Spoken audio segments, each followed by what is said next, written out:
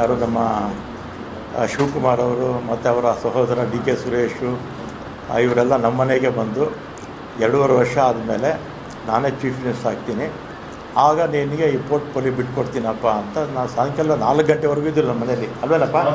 ಸಂಜೆ 4 ಗಂಟೆವರೆಗೂ ನಮ್ಮ ಮನೇಲಿ ಇದ್ದರು. ನೀವು ಮಾಧ್ಯಮದವರೆಲ್ಲ ಇದ್ದೀರಿ. ಅವತ್ತು ಶಿವಕುಮಾರ್ ಅವ್ರನ್ನೂ ಕೂಡ ನಾನು ಮಂತ್ರಿ ಮಾಡ್ಕೊಳ್ಳಿ ಅಂತ ಕೇಳಲಿಲ್ಲ, ಅಥವಾ ಸಿದ್ದರಾಮಯ್ಯನವ್ರ ಹತ್ರ ಹೋಗಿ ನಾನು ಮಂತ್ರಿಮಂಡಲದಲ್ಲಿ ಸೇರಿಸಿ ಅಂತ ಹೇಳಲಿಲ್ಲ, ಅಥವಾ ಹೈಕಮಾಂಡ್ಗೆ ಹೋಗಿ ನನ್ನ ಮಂತ್ರಿ ಮಾಡಿ ಅಂತ ನಾನೇನು ಕೇಳಿರಲಿಲ್ಲ.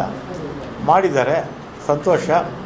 ಮತ್ತು ಅವತ್ತೇ ಶಿವಕುಮಾರು ಬೆಂಗಳೂರು ಪೋರ್ಟ್ಫೋಲಿಯೋ ನಿನಗೆ ಕೊಡ್ತೀನಪ್ಪ ಅಂತ ಹೇಳಿದರು. ಆಯಿತು ಅಂತ ಬಂದೆ. ನಾನು ಅದನ್ನು ಕೇಳಿರಲಿಲ್ಲ, ಅವರಿಗೆ ಅದನ್ನು ಕೇಳಲಿಲ್ಲ, ಅವರೇ ವಾಲಂಟಿಯರಾಗಿ ಹೇಳಿದರು.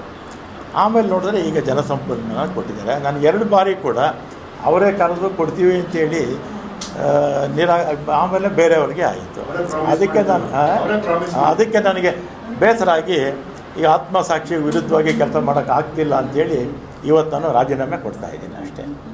ಆಮೇಲೆ ಕಾಂಗ್ರೆಸ್ ಪಕ್ಷದಲ್ಲೇ ಇರ್ತೀನಿ, ಕಾಂಗ್ರೆಸ್ ಶಾಸಕನಾಗಿ ಮುಂದುವರಿತೀನಿ, ಅದರಲ್ಲೇನು ಎರಡನೇ ಮಾತಿಲ್ಲ.